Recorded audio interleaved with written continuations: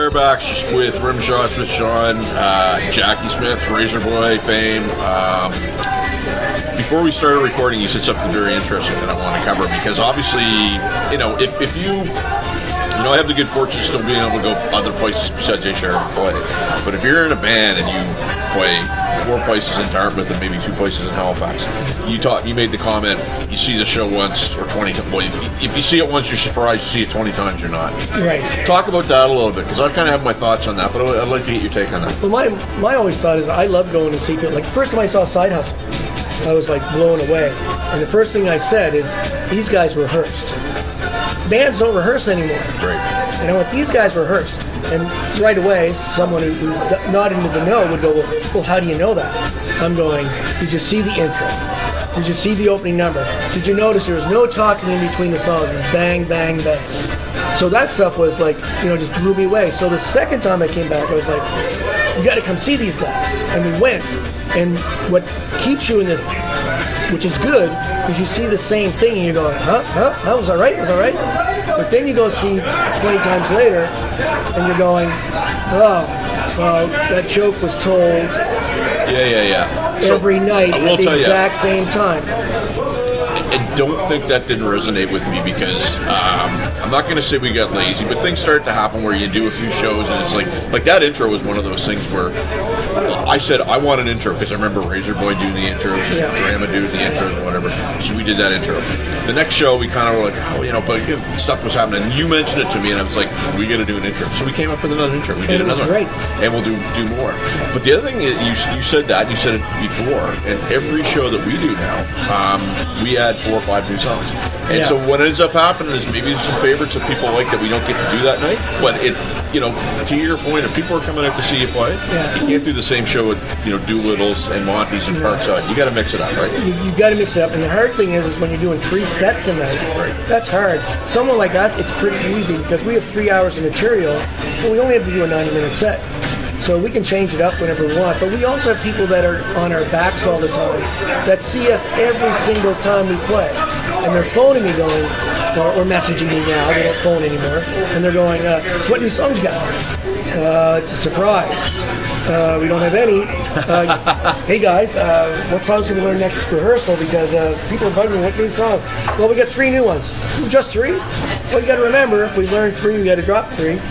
Right? So tell me what songs you don't like that I can drop, and then once again you got people coming out going, oh, you didn't play Salisbury Hill. Well, I've been playing that for 40 years. Yeah, well, and you know what, and I told you this 2 years ago. I remember one where I saw you guys at the Moon, then the Horse, and JB's. McDonald's. It was 2 all-beef patties, special sauce, lettuce, cheese, pickles, onions, and a sesame seed bun. I knew what the hell I was getting when I saw Razorboy. Not the same jokes, but the same songs in the same order, played very well. And I knew that if I was going to go in there and pay cover charge and have a few beer, it wasn't going to suck, it was going to be great. And that's what I liked about you guys. Yeah. Right? Well, the good thing was we weren't like that in the beginning, because we had 8 years to grow. And like I told people, we were a revolving door of musicians, which is one thing I really respect with Haywire. They're the same guys. I mean, Ron LeBlanc was their first drummer, but since John Kilbride, there's been no changes. And that really impresses me when you see bands that have the same people in it all the time. And we were like, Dram and Ettinger was the same thing. We had revolving door of musicians, and we even traded back and forth. But what happens is you gotta stay on top of things, and you gotta have everything new and updated. There was times when people liked to see Razorboy only because they wanted to see the new keyboard player. Right? Not because of the new song. Right. And when we took a lot of pride, because when we switched into the hour of Bon Jovi, hour of Whitesnake, we put the songs in so that we didn't have the talk. Yep. And it was bang, bang, bang. So that made it easy to run through the whole set, but hard to put any spontaneity in it.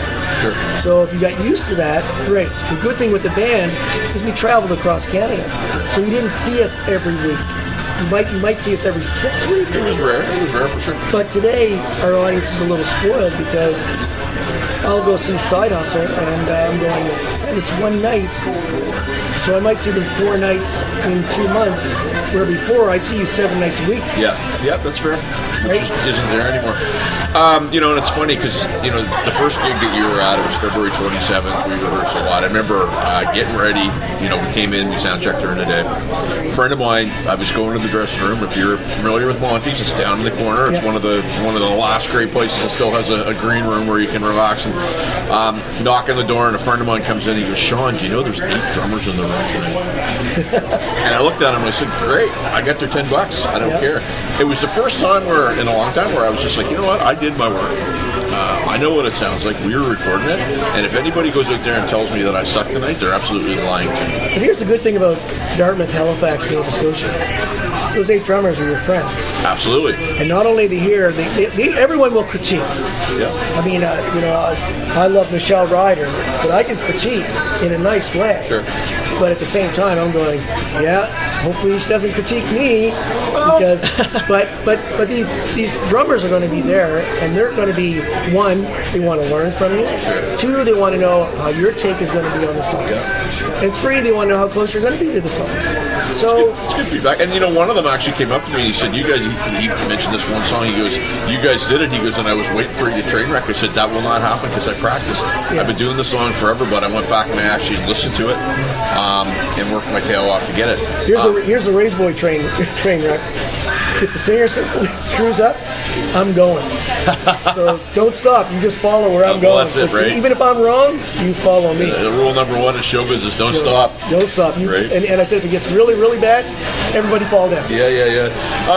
So now you lost New Year's, but you're trying to do something to kind of make it up. And we have May 28th with you guys. May 28th. So we're going to announce this right now. Kind of not well known, but Razorboy Side Hustle at Monty's. Looking forward to it. It's long overdue. Yes. It will be. You know what? It'll be worth your money, and if it's not, you won't get it back, but you'll have some fun. Well, we should have done New Year's together, and but like I said, everyone's all over the place, and that's one of the things about you rehearsing and Side Hustle rehearsing. You're a person that knows about playing in so many bands. Yeah. So everyone in my band is in so many different bands. Yeah. So all I got to do is talk about Neil McKinnon and all the projects that he has. So it's really hard to get things done. Now, in the meantime, we owe No Curfew a gig. Right. Because I thought that was a perfect pairing. Because we're kind of close to the same thing, and we don't have to play Round and Round by Rat that night because No Curfew will play it, and we get lots of songs to play from. And they'll say, "Well, can we do Guns N' Roses?" Of course you can. Sure. I suck at Guns N' Roses. Well, that works so great then. Well, it works out perfect. So so we're trying to do something in between. But once again, the word COVID's going to come up. Are we going to get to do something in between? And to be honest with you, I don't want to play for 150 people anymore. When you're used to playing to 400 and more, like we did PEI a few years ago with Haywire, and there's like 2,000 people there. It was, most people there see Haywire, but there was 3 bands and it was fun. When we played here, we sold out 3 times in a row at 400 people each time. Yeah. And then you come in, it's like, I got away from talking to the audience because it was so bang, bang, bang. But then I go, well, guys, I have to talk to the audience because this is up close and personal. Well, what's really funny, too, is, the purist, if you will. Oh, I don't care if there's 1 person or 500. That's total BS. I'm sorry. There is a difference. There's a difference in the energy in the room. There's a difference in your attitude. But with 1 person, I become a comedian. Well, you have to shift gears and redo things, no question. It's our show for them, and it's one-on-one. It's, how you doing, man? And I notice you're really tipsy right now. Let's do that movie and get you more tipsy. Because the drunker you are, the better we sound. But going back to the big show, you feed off that energy. To me, it's almost a rehearsal when you get 20 people in there. Well, I've had people say, "Oh, you must get nervous." Well, we're past the point of being nervous now. Every now and again, if you go in a new room, you might go, "How are you going to go over?" or whatever. But for the most part, it's like you'll put your pants on in the morning, or driving your car, or whatever. You're just so used to it. Yeah. I actually don't get nervous at bigger shows. I don't get nervous, period. The only time I might get nervous is if I'm having an issue on the stage with sound or that type of thing, or something's not sounding right. I'm always nervous. Yeah? Always, even before a karaoke show. Yeah. I'm getting ready, I'm going, oh my God, is everything ready to go? I'm OCD, ADHD. It's like, oh my God, I'm all over the place. And being a singer, when you're stressed out, the first thing that goes is your throat. Sure. You're all tightened up and you can't do stuff. So I'm always nervous. But what I like about when there's a big crowd, you don't worry too much because they're dancing, they're trying to pick up, they're drinking, they got other things to look at, and you're trying to steal their attention. Yep. You're trying to steal their attention.